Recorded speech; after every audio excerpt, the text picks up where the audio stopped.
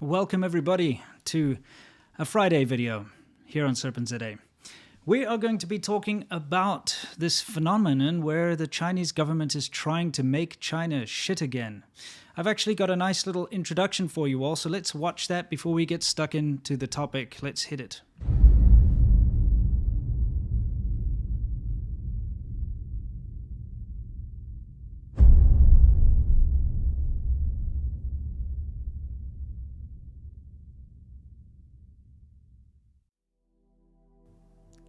High school life in China's most advanced and progressive city involves what you'd expect: a heavy focus on education, making friends, and of course, the all-important school outings.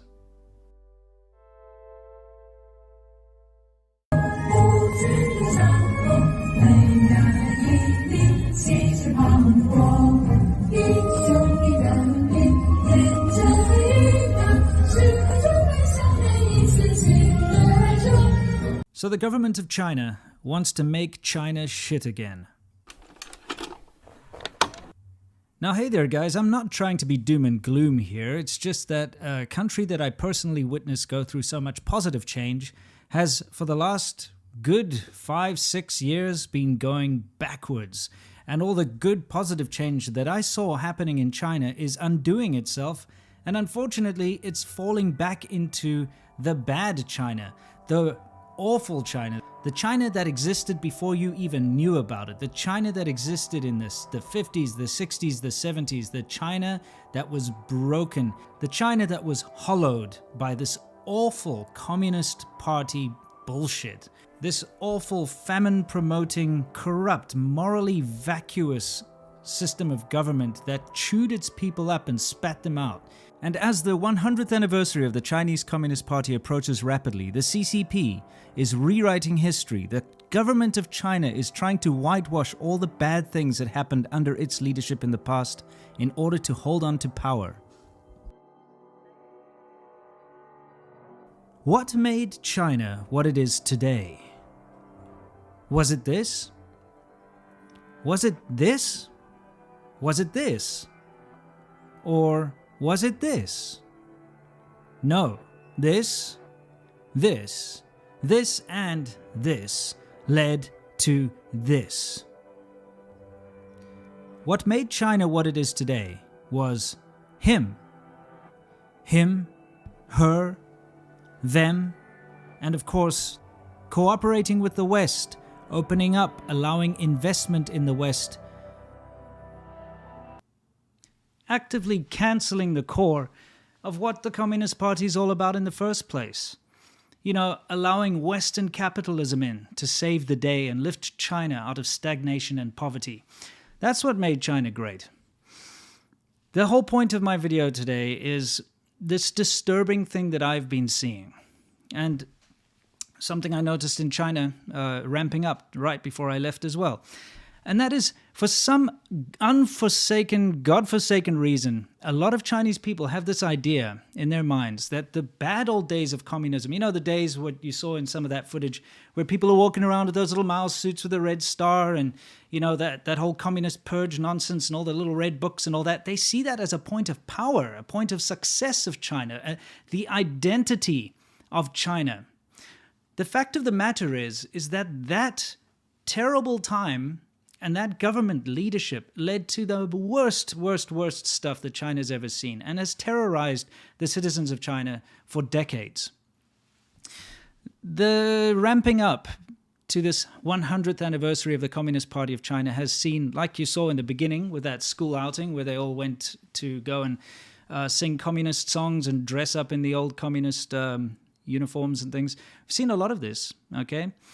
And people are glorifying the past, and the Communist Party is very effectively and has very effectively whitewashed history. To the point now where people think that it was the Communist Party of China that saved China from Japan. And I'm going to have to give you a quick crash course here on history, because it's certainly, if you've lived in China, you wouldn't know about it. If you're living there, you wouldn't know about it. If you're Chinese, you don't know about it either. But the Communist Party claims victory over Japan, as if they are the ones that saved China from the Japanese invasion.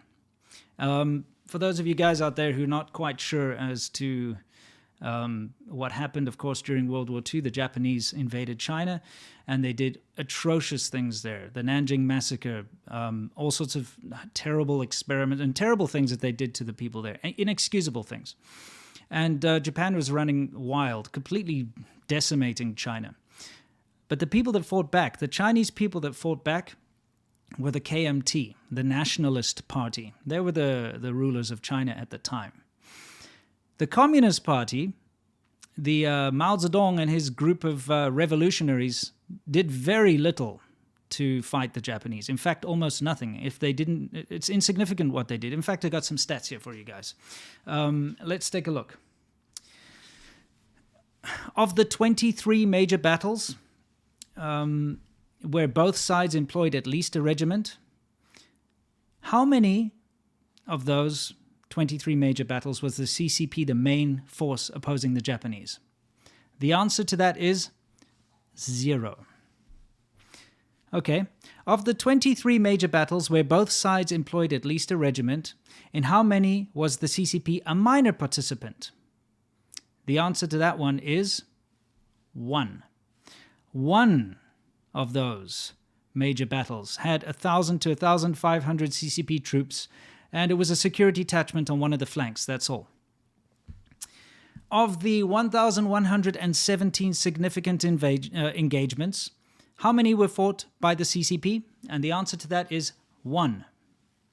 And of the 40,000 odd skirmishes, how many were fought by the CCP? Okay, the answer to that is 200 out of 40,000.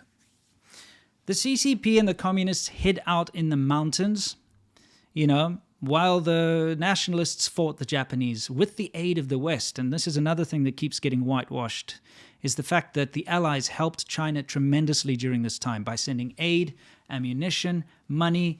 You can look at the old war posters where, there's all this propaganda saying China is our friend and our ally, help support China, he is fighting the evils of, the Axis and all that kind of stuff, and raise war bonds for them and things. Never mind all the airdrops that were dropped into China and all that. And let's not forget the maybe slightly insignificant part of this story, and that is that the Allies nuked Japan into surrender. And that, in no small part, played a role in the fact that China does not currently belong to Japan.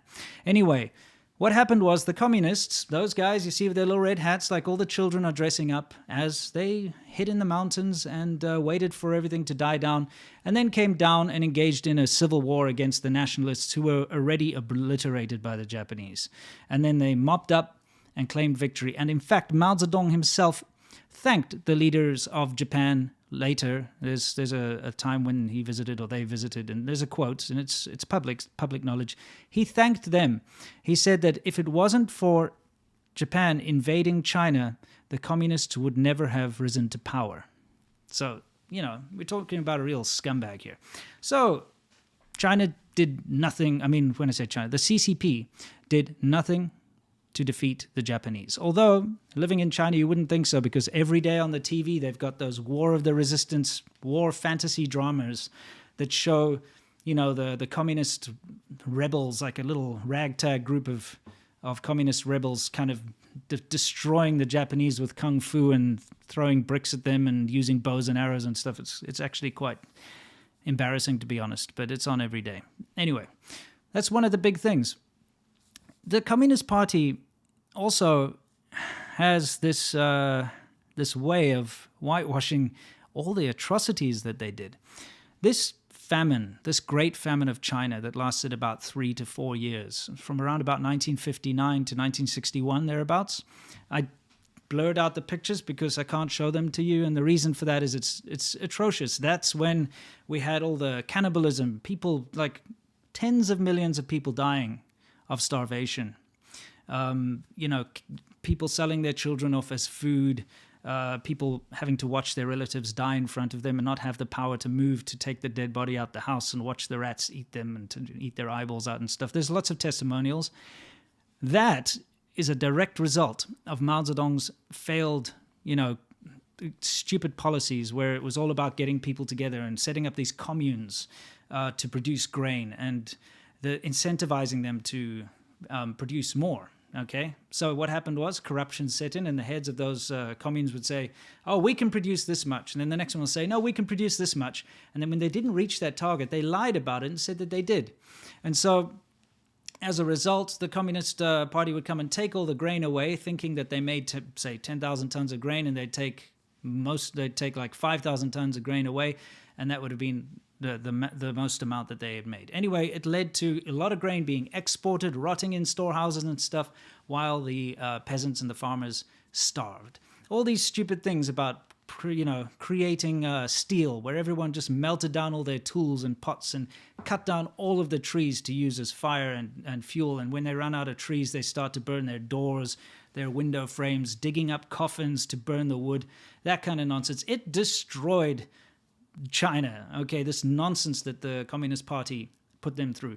But these years of great famine where tens of millions of people died has been whitewashed by the Communist Party, and they say it was a bad weather phenomenon. There was drought and a lot of flooding, and it's not anyone's fault. Meanwhile, if you look at the weather records, it was actually very mild during those years. And again, it seems like people have a very short history because they seem to think that Mao Zedong's this great leader and this great man, whereas, in fact, he wasn't really. This funny situation is something I noticed almost straight away when I got to China. Children and their parents will like to dress them up for photo shoots and stuff in these sort of communist outfits, the sort of whole Red Star and all that, a gun. You've got themed restaurants that are set up with the whole communist theme, where they kind of glorify the Long March and all this kind of thing. It's everywhere. It's just bizarre that people still accept it. It's bizarre that people somehow think that it was a good thing for China. Because at the end of the day, it wasn't that terrible Communist Party, the one that still runs it today. It wasn't the Communist Party that saved China. It wasn't the Communist Party that made China great. It was abolishing the core of the Communist Party, which is, of course, communism and socialism, and accepting Western capitalism that made China great.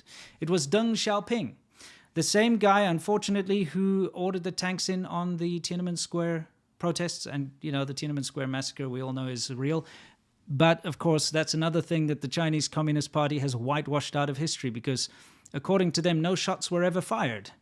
And if you meet a person that's fresh off the boat from China and you ask them about Tiananmen Square, what happened there, they won't know anything other than the fact that, there were a couple of rowdy students and they were wrong and they were causing trouble, and so they were kind of just dealt with and everything's okay. It's tough when you've got so many Chinese friends and family, and you know that this blatant ignorance is peddled and encouraged, and this brainwashing that goes on with this awful government. But yeah, back to the whole thing. It was in 1979/1980 when Deng Xiaoping, who, like I said, the leader who let the tanks in on Tiananmen, he realized he'd have to open up, and he did. He opened up to the West. And he did that in the city that I lived in for so long, in China, for 14 years. It was the first special economic zone. It was the first part of China that could freely trade with the West, where factories could get set up, where investments could happen. And it was right next to Hong Kong, so it was the perfect place because, you just get everything into Hong Kong. It ships around the world because Hong Kong is an international shipping hub, of course, and it's an international financial hub and all that kind of thing. So it worked incredibly well. Money flowed into China. Investments flowed into China. And we all know the rest of the story. Everybody and their dog got a factory going or invested in producing products in China rather than in their own domestic market because the labor costs were so low. And it was a bit of a Wild West. You could get away with all sorts of things in China that you would never be able to do in a Western country, like skirt environmental laws, for instance, and not have to worry about the sort of smog output of your factory or the chemicals that leak out into the environment and that kind of thing. And, it was a lot of the West taking advantage of China, for sure. I'm not trying to be on this whole the West is best kind of thing here. The West and all countries around the world took advantage of China, but it was China opening up that allowed China to grow. The Communist Party of China, of course, claims victory over this too. And the Communist Party of China is the one who says, we lifted 800 million people out of poverty. And of course, people always forget that it was the Communist Party of China that plunged those 800 million people into poverty in the first place. Because if they had not put forth these stupid policies that ended up in the deaths and the destruction, destroying Chinese history and culture and all that kind of nonsense, China would have, just like Taiwan, you can look at Taiwan as a litmus test because the same people from the same time period went to a little island and they prospered and they grew into something fantastic. China would very possibly be the same.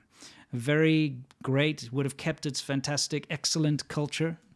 It's, however many hundreds or however many thousands of years of culture, that's always a debate. But it certainly wouldn't be this hollowed out 72 years of culture country like it is today.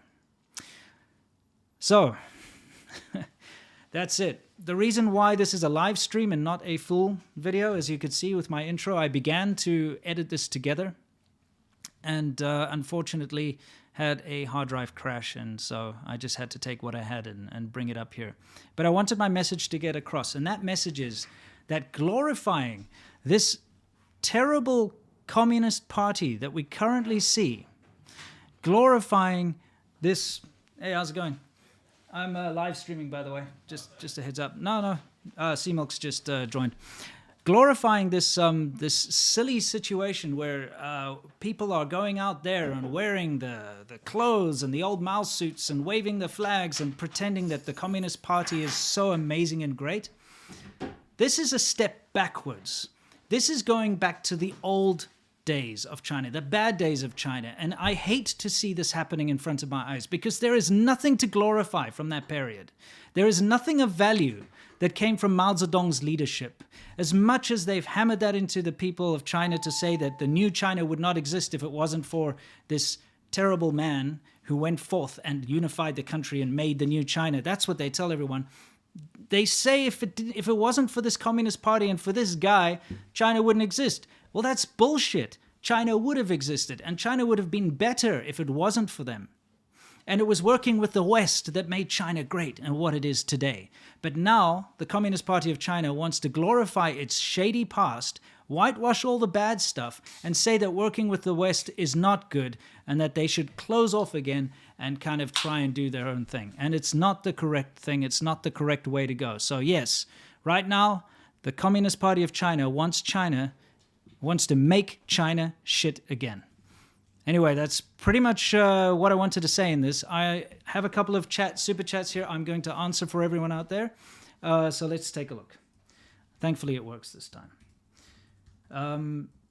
Okay, let's take a look. We have from Fergus, says, love you, Winston. Keep up the amazing and informative content. Thank you very much. I appreciate it. Thank you, Derek. Anna, thank you.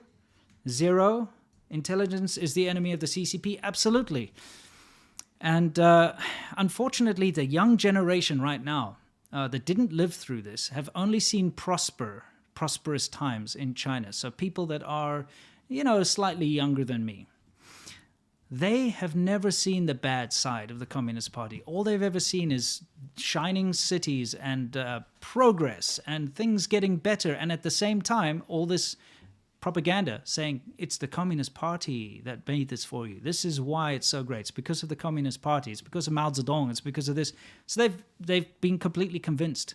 And that's the problem, is with such short memories and such censorship of history in the past, people believe it and they will defend it and they will think it's the greatest thing in the world. And what they don't realize is it was the detriment of China, this stupid Communist Party. And it will be in the future. It's only going to lead to a worse quality of life in China for everyone. It already is. People just don't seem to realize it. It's been closing in on them for years. I see Saracen says, free Uyghurs and support free independent East Turkestan. Down with Han Chinese imperialism. Communist and nationalist Huns don't like free Uyghurs. Well, communist and nationalist Huns don't like anyone that aren't communist or nationalist Huns. So you guys are awesome. Thank you for your work. Stay safe. Thank you. Appreciate that. Jerry, thank you. Nyan Ray says, keep up the good work, mate. Greetings from Sweden. Also heard about Tim Pool. Yes, thank you. Appreciate it. And we will be on the Tim Pool podcast in the near future. PRC, also from IC Saracen, PRC and ROC illegally occupy East Turkestan. All right, sure. And PB, first deposit towards chin beard or chin tattoo. Absolutely. Don't you worry. Next podcast, I'm going to figure something out. I'm going to try and get a scroll little something there. You'll see. And the final one by Frank. What do you make of the whole 2049 thing? Hawkish reactionism or a real thing? Well, the 2049 thing is where China wants to be self-reliant on everything, all manufacture and all technology and all that. And that's normal. Throughout most communist governments, but specifically the Chinese government, likes to have these 5-year plans or these, certain goals that it sets. And usually they don't meet those goals, but they'll say they've met them anyway. And it's just a bunch of blustering, really, to kind of show that they're doing a good job or to show that they're strong leaders and that kind of thing. I personally don't know what's going to happen with that. China's been very good at stealing intellectual property and being able to build everything that they need to build in order to progress. But once you've stolen everything and you have to actually start to innovate, we'll see what happens then. Dave says, time for you to man up and start doing live streams daily. If Tim Pool can, you and C-Milk can do it. Man up. I don't know what kind of a challenge that is, but I don't think you guys realize how much work goes into what we do. The reason why I'm live streaming, like I said, is because I had a hard drive crash and I had to put out that short intro. That's all I could do. Because we are running so many different channels, it's incredibly hard to keep up. And anyone who just runs one YouTube channel know how much work that is. But running 5 like we do, man, it's not easy. Okay. Avatar 2, hi. My local university is openly embracing Chinese students and money while resisting calls to condemn the Uyghur genocide. What would you say to them? I'd say it's time for you to have some morals. You dirty money-grubbing pieces of shit, is what I'd say to them. But if I wanted to be diplomatic about it, I would say that you have core values to uphold, and you're not upholding them by turning a blind eye to these human rights atrocities in favor of taking money. Trevor Bidlack says, keep up the good work. What do you think of the recent US-China meetings and current diplomatic relations between China and US allies? Yeah, I mean, the US-China meeting recently, the Alaska one, if that's what you're talking about, it really showed what the CCP is and hopefully opened a lot of people's eyes. It's important for everyone to see that we're not dealing with a very happy, cooperative government here. We're dealing with, a serious competitor and also on many levels an enemy to your way of life and a human rights abuser. And an animal rights abuser and an environmental abuser. It's something that people need to look into more and stop ignoring. Pick up that can, thank you. And Hyperban, more Playboys when? Soon. In fact, that might be our next. I'm going to do one more update on the 78 Trans Am for the Worthless Whips channel, and then we'll do another Playboy. How about that? Wow. Okay. Thank you. Thank you, everybody, for indulging me on this last-minute live stream. I know that's not what I had planned. I planned to release a usual Serpents a Day video, but I'm very happy that you could join me here. And, I really hope that somebody watching this video, some of my Chinese friends or some of the nationalists out there, start to take a proper look at the history of the Communist Party and stop believing what they say, because you can never ever take history from a person who's writing it. You can't go and ask a thief, what did you do last night? Because he's not going to tell you he stole something. He's going to tell you, I was at home watching TV. You need to look at other sources. So when you're learning about British history, you don't just take the word of the king and the queen and whatever else. You go and see what other countries dealing with Britain had to say, what they have to say. You have to get different points of view. So don't just get your history source directly from the Chinese Communist Party, because it's going to be lies and at best just fluffed up nonsense. Get the history from dissidents, get the history from other countries, get the history from all over the world. And I think we all know that the Communist Party of China has done some pretty nasty things in the past. And we shouldn't let them just walk around and pretend they never did anything. Anyway, I just wanted to say to Exa, Dennis, and 360 Cruiserman, thank you very much. I appreciate you guys very much. I appreciate everybody who joined me, whether you gave me a super chat or not. I appreciate all of you who allow me to continue to do what I do, who allow me and C-Milk and everything that we do to continue. For those of you who support me on Patreon, you guys are the best, absolute light of my life. You've kept me going through the darkest times because of YouTube's demonetization and all that. Everyone who supported me in any way, shape, or form, whether it's through money or just watching, you guys are fantastic. Thank you very much. It's time to go. It is Friday. I hope everybody has a beer lined up. Next week, can't wait to see you again on all the various channels. And until then, you know the drill. As always, guys, if you're Chinese, try to make China great again. Stop allowing the CCP to make China shit again. And don't glorify that damn Communist Party, because it never